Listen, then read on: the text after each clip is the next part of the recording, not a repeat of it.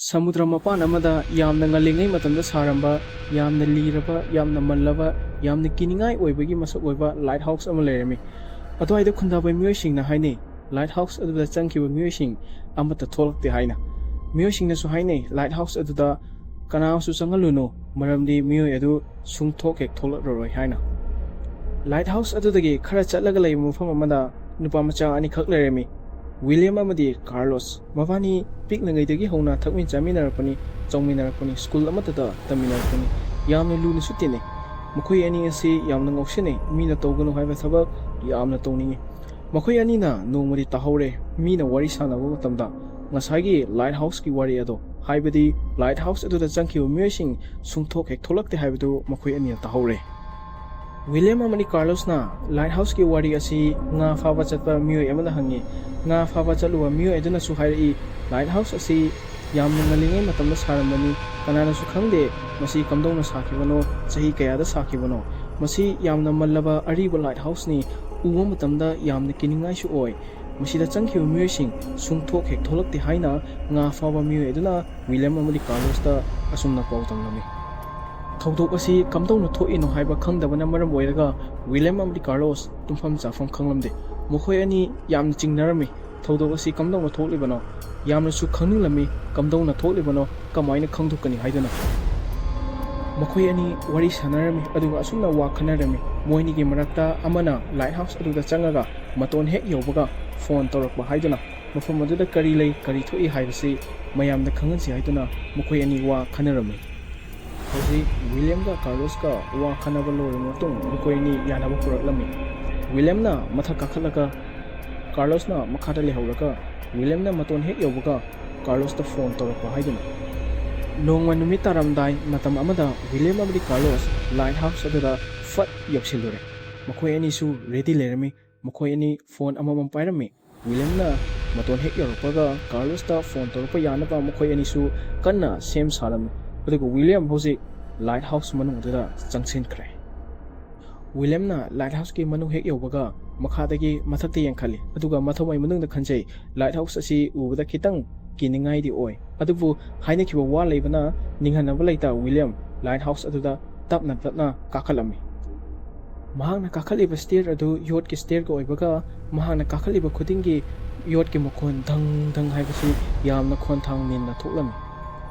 mahangna changiba jaga asi mirang yamna kai funsi yamna thangi aduga lighthouse adugi faklang singda yamna su yaksilami karino khangdaba masak mong yamna su irami aduga karino khangdaba mayek su wahai kayama iba adu William na thengnarami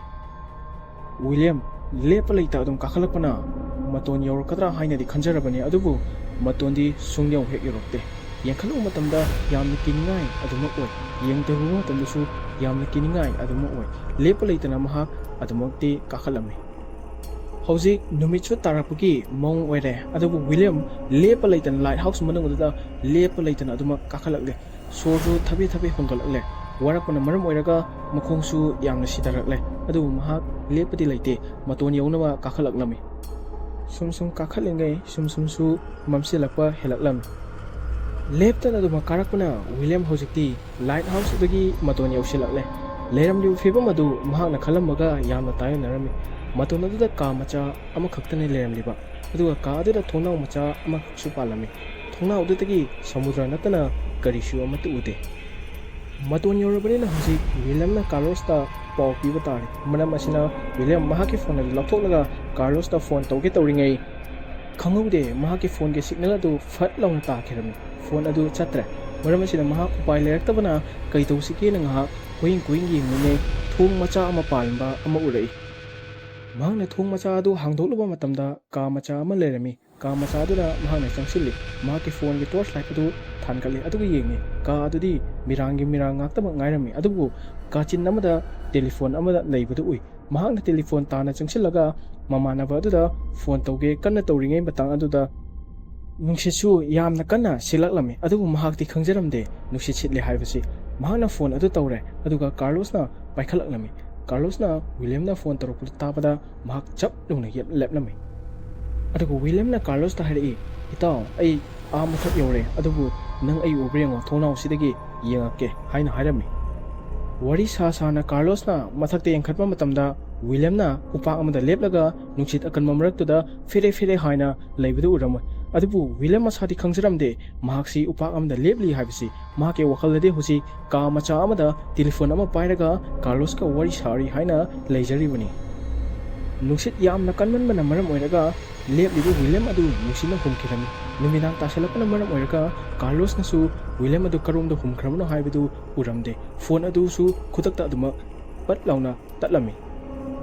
numidang tasalapana maram oiraga Carlos upai lemanabna maram oirina lighthouse manungda kanna chensilami William haina kaudana kanna chensilami mathakta leibra haina yeng haiduna yamna kanna chelapana maram oiraga mahakti mathakta ngaki matamda yausilalam adubu mathak aduda karisu leramde thongnau ama palaga thong macha amasu palaga madugi marumda ka macha ngasai William na ukiba adugumna Carlos na sojik thengnari khudak aduda Carlos na nisinglalami nga phaba chaluwa miyosingna mangona tamlamba wafum adu lighthouse asida pu changkhrabadi songthok hek tholoroi haibadu mahakna nisinglalami maram asina Carlos sojik thinthaba yade phat thoragi khana makhara kanne chenthrakli adubu kairak adudi kumdaringai loiba sungai naramde numidang tasalapana maram oiraga yamna sumamsilaklami kairak adusu loiba sungai na tawna maram oiraga mahak yamna su wasalaklami ingsu yamna ingzalaklami khangaude maduda Carlos ke phone da William na phone toksilaklami aduga Carlos mihun dang cholami adum baikhaluga halu hairu matamdadi William na sun hairaklami